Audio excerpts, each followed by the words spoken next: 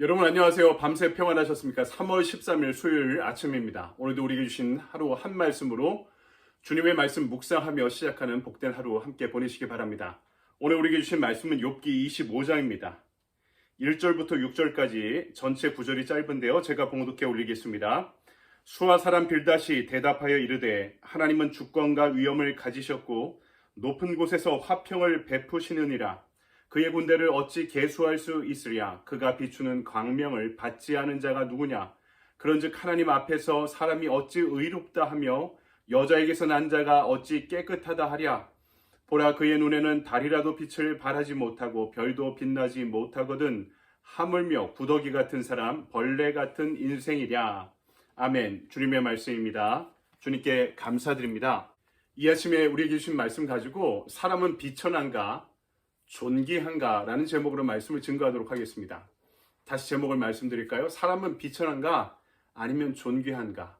이 말씀 가운데 우리 자신이나 타인에 대한 바른 인간론 또는 인생론을 성경을 통해 바로 알아가는 가운데 우리의 인생을 온전히 살아가게 되기를 소망합니다.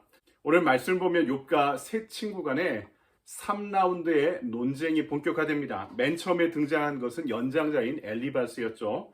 그리고 오늘 25장에 두 번째 사람, 다시 수아 사람 빌닷이 등장하고 있습니다. 이 세 번째 사이클 수레바퀴에는 소발이, 막말을 함부로 했던 소발은 등장하지 않고 있습니다. 지금까지 논쟁이 지루하게 반복되다 보니까 억울한 누명을 쓰고 있는 욥은 할 말이 많습니다. 하지만 친구들의 논리는 지속되지 않고 있습니다. 오늘 말씀을 보니까 소발의 발언도 단 6절에 불과합니다. 그러니까 할 말 다 해서 별로 할 말이 없는 거죠. 이 말도 자기 말이 아닙니다. 앞에서 엘리바스가 했던 말을 그대로 인용해서 반복하고 있는 것을 볼 수 있습니다. 이걸 보면 이 친구들의 인과응보의 교리, 이것으로 세상을 쌈박하게 한마디로 설명하려고 했던 그들의 이론이, 그들의 교리가 얼마나 빈약한 것인지를 알 수 있습니다. 여러분, 교리는 말씀보다 앞서지 않습니다. 이론은 현장을 분명히 갖고 있어야 하기 때문입니다. 오늘 말씀은 첫 번째로 하나님 앞에서 아무것도 아닌 인간에 대해 이야기하고 있죠. 빌닷이 단 6절만 이야기하는 것은 말을 하다 만 것 같습니다. 논문을 쓰면 보통 서론, 본론, 결론을 쓰죠. 그런데 빌닷의 이야기를 보면 서론만 써놓고 결론까지 다 써놓은 것처럼 이렇게 행세하고 있습니다. 그의 주장을 한마디로 정리하면 하나님은 높고 높은 존재이시고 우리는 낮고 천한 존재라는 것입니다.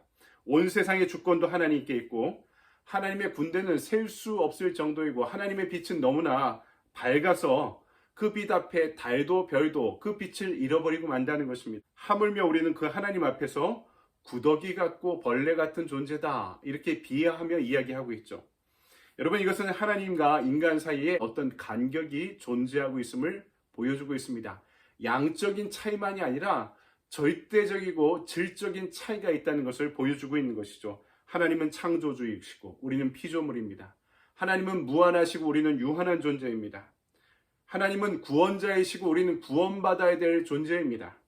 그래서 여자의 자궁에서 생물학적으로 만들어진 사람이 이 땅에서 그분 앞에 비교할 수 있는 존재가 아니다라는 것이 오늘 빌닷의 이야기입니다. 여기까지 보면 성경이 이야기하고 있는 성서적인 인간론과 동일하게 보입니다. 그러나 몇 가지 문제점이 있는데요. 첫 번째는 이것이 빌닷 자신의 이야기가 아니라는 점입니다. 말을 많이 하다 보니까 앞에서 엘리바스가 한 말을 동어반복적으로 계속해서 반복해 이야기합니다.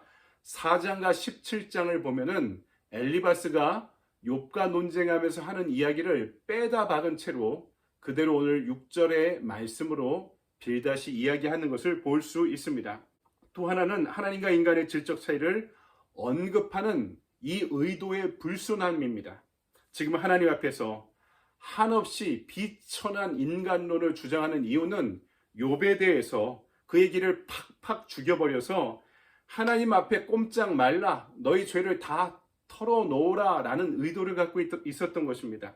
욥이 아무리 깨끗해도 구더기 같고 벌레 같다라고 이야기하면 깨끗한 존재일 수 없는 거죠. 여러분, 집 마룻바닥에서 구더기가 기어다니고 바퀴벌레가 기어다니면 야, 우리 집 너무 청정하고 깨끗하다, 이런 동물, 이런 벌레들도 곤충들도 살 정도니까 우리 집 참 쾌청하구나, 이렇게 말할 사람이 없죠. 얼마나 이 바닥에서 그것들이 기어다니는 장면이 혐오스럽게 느껴지겠습니까? 지금 빌닷이 하는 이야기도 마찬가지죠. 욥을 죄인이라 단정하고 이 방바닥에서 기어다니는 구더기나 바퀴벌레, 벌레처럼 그를 바라보고 있는 빌닷의 마음을 한번 상상해 보시기 바랍니다. 욥에 대한 긍휼의 마음은 찾아볼 수도 없습니다.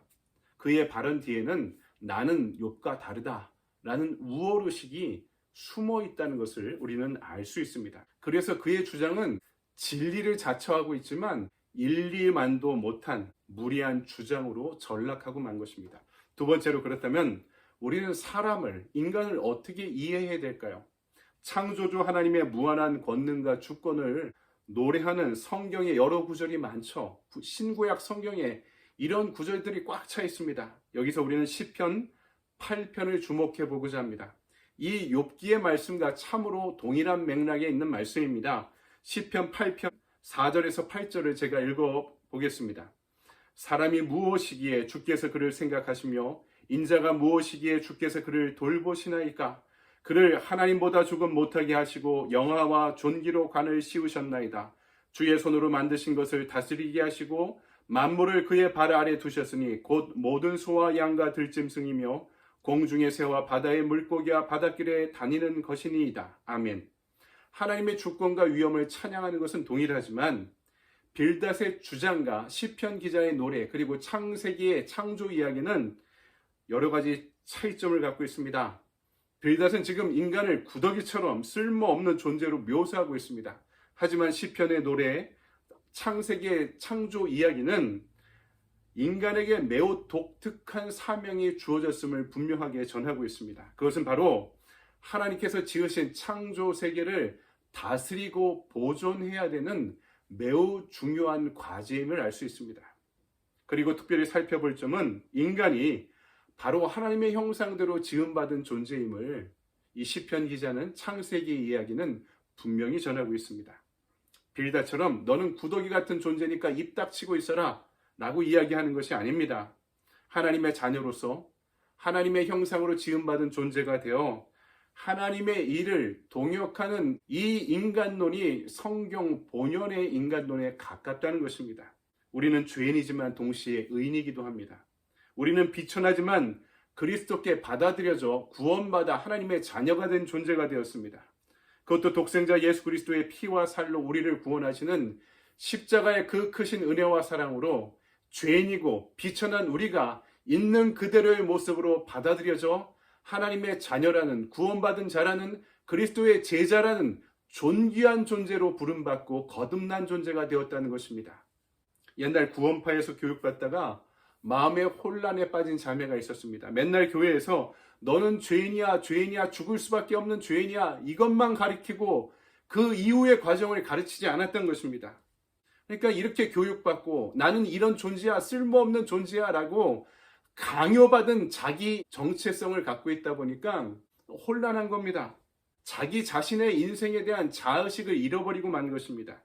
잘못된 교리를 주입받음으로 인해 그 젊은 자매가 그 자기의 인생의 자의식을 심각하게 왜곡되어 받아들인 모습을 옆에서 살펴본 적이 있습니다. 여러분, 진실한 구원이 뭡니까? 이렇게 비천한 죄인임에도 불구하고 그리스도의 십자가에서 있는 그대로 받아들여져서 구원받아 하나님의 자녀가 되었다는 것입니다. 나는 그렇게 주님께 받아들여지고 사랑받는 존귀한 인간이 되었다는 것입니다. 천하 만물보다 하나님이 저와 여러분을 더 소중한 존재로 받아들이고 있다는 것입니다. 이런 신앙을 제대로 교육받으며 그 자매가 구원파에서 잘못 교육받은 인간론, 인생론, 자신에 대한 자의식을 극복해가는 모습을 옆에서 오랫동안 지켜본 적이 있었습니다. 그리고 그 자매는 이후에 하나님의 은혜를 맛보아 경험하게 되었습니다. 사랑하는 여러분, 말씀을 정리합니다.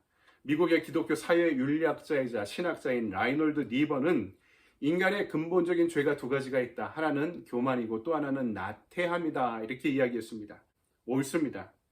피조물에 불과한 우리가 하나님의 자리를 차지하려고 하는 것, 수많은 명예와 권력과 또 하나님보다 더 뛰어난 지식을 알므로써 하나님의 자리를 차지하려는 그 욕망을 교만의 죄라고 이야기했습니다. 그렇죠. 우리는 하나님이 지으신 피조물에 불과합니다. 하지만 하나님의 형상으로 지음받아 세상을 다스리고 보존하며 하나님의 나라의 확장을 위해 부름받고 쓰임받는 존재가 되었다는 사실도 잊지 말아야 하는 것입니다. 그처럼 존귀한 존재로 구원받고 부름받았음에도 불구하고 그 사명을 감당하지 못하고 참여하지 못하는 것에 대해서 이것을 나태의 죄다라고 일컬었던 것입니다. 저와 여러분은 하나님의 형상대로 지음받았지만 죄로 인해 왜곡된 삶을 살아왔습니다. 하지만 그리스도의 십자가 부활의 은혜와 능력으로 구원받아 다시 그 형상을 회복하며 살아가야 될 사명도 주어졌음을 잊지 마시기 바랍니다. 저와 여러분은 무엇을 하기 전에 이미 부름받고 구원받아 존귀한 자가 되었음을 믿습니다. 하나님의 잃어버린 형상을 회복하고 하나님의 영광과 임재를 찬양하며 그분의 나라를 위한 사명을 위해 쓰임받는 당당하고 존귀한 한 사람의 인생을 살아가는 저와 여러분의 하루가 되기를 주님의 이름으로 간절히 축원드립니다. 아멘. 여러분 좋은 하루 보내십시오. 감사합니다.